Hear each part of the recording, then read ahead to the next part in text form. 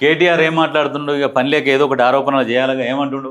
మళ్ళీ బానిసత్వంలోకి తెలంగాణ, స్వతంత్ర దినోత్సవం వేళ యూరియా కోసం రైతుల క్యూ, మళ్ళీ పాత కాంగ్రెస్ రోజులను తెచ్చిన Revanth Reddy, BRS working president KTR fire. మళ్ళీ బానిసత్వంలోకి. మళ్ళీ బానిసత్వం ఎక్కడుంది? ప్రజాపాలన, ప్రజలు సంతోషంగా బతుకుతున్నారు. సరే, కారమో గంజో ఏదో వేసుకొని తింటున్నారు, హ్యాపీగా ఉంటున్నారు. ఇప్పుడు మీరున్నప్పుడు ఈ తినాలన్నా బయటికి పోవాలన్నా ప్రతి దాంట్లో రిస్ట్రిక్షన్స్ ఏముండే.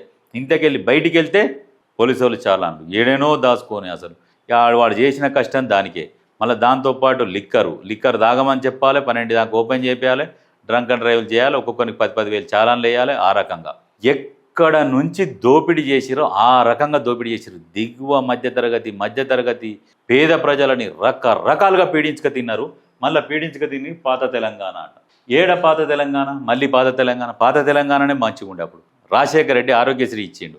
ఆ ఆరోగ్యశ్రీ ఇచ్చిన దాన్ని మీరేమన్నా సక్రమంగా అమలు చేసిరా? అప్పుడు పేదోళ్ళు కార్పొరేట్ హాస్పిటల్లో మెట్లు దొక్కాలంటే భయపడుతుండే. అటువంటిది వైఎస్ రాజశేఖర రెడ్డి ఒక సంజీవుని పులలాగా వచ్చి ప్రతి ఒక్కరికి ఆరోగ్యం చనిపోవద్దు అని చెప్పేసి, గుండె ఆపరేషన్ల కోసం అని చెప్పేసి తీసుకొస్తే ఆరోగ్యశ్రీ కింద కార్పొరేట్ హాస్పిటల్లకు లైన్లు కట్టి ఎంతోమంది గుండె ఆపరేషన్లు చేయించుకున్నారు ఉచితంగా.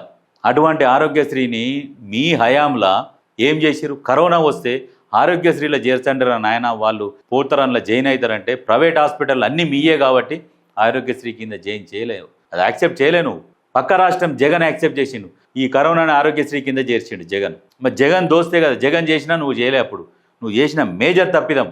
ఎంతోమంది చనిపోయారు కరోనాలో. లెక్క లేనోళ్ళు కూడా ఎంతోమంది చనిపోయారు. ఆ పాపం మొత్తం మీకే. ఆ పాపం దలిగే మీరు ఇప్పుడు ఈ పరిస్థితులలో ఉన్నారు. ఇప్పుడు మళ్ళీ రేవంత్ రెడ్డి వచ్చి ఆరోగ్యశ్రీని 10 లక్షలు చేసిండు. 10 లక్షలు చేసి పాత బకాయిలు మొత్తం చెల్లించేసరికి మళ్ళీ కొత్తగా దరఖాస్తులు చేసుకున్నారు ఒక 460 హాస్పిటళ్ళు. మాకు ఆరోగ్యశ్రీ పర్మిషన్ ఇవ్వండి అని చెప్పేసి దరఖాస్తులు చేసుకున్నారు ఆరోగ్యశ్రీ కోసం. అంటే ఇది పాత కాంగ్రెస్ అంటే ఇట్లనే ఉండాలి. పేద ప్రజల కోసం కాంగ్రెస్ పార్టీ కష్టపడుతున్నది, అది గుర్తుపెట్టుకో. ఎంతసేపటికి బట్టగాలు చేయడము. అదే ఇంతకుముందు చెప్పినాం కదా, పనులున్న చెట్టుకే రాళ్ళ దెబ్బలు అంటే అభివృద్ధి చేసేటోళ్ళు ఎమ్మటే పడతారు ఈ జనాలు. ఆరోపణలు కూడా చేస్తుంటారు. వీళ్ళు చేసేది కాదు, అదెట చేసినావు, ఇది వంకరుందిగా, ఇది ముడ్డి వంకరుంది, మూతి వంకరుంది అని ఈ ముచ్చట చెప్తారు.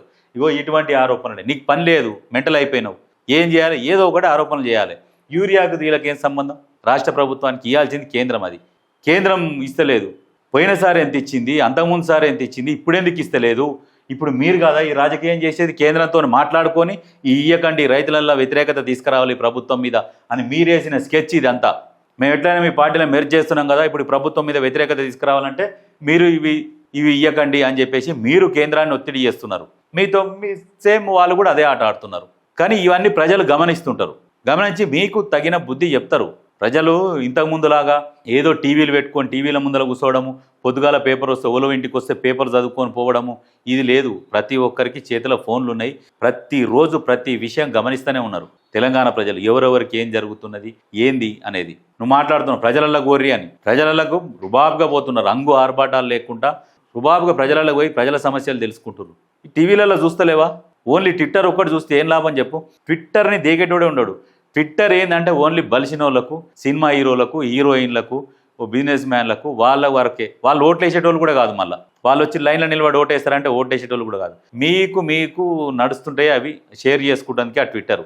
ఎంతసేపు ట్విట్టర్లో కాదు, బయటికి రా, ఫేస్బుక్లో చూడు, యూట్యూబ్లో చూడు, ఇన్స్టాలో చూడు, మీకు తెలుస్తుంది ప్రజల నాడి ఏంది అనేది. దాంట్లో తెలుస్తుంది. ట్విట్టర్లో ఏం తెలియదు.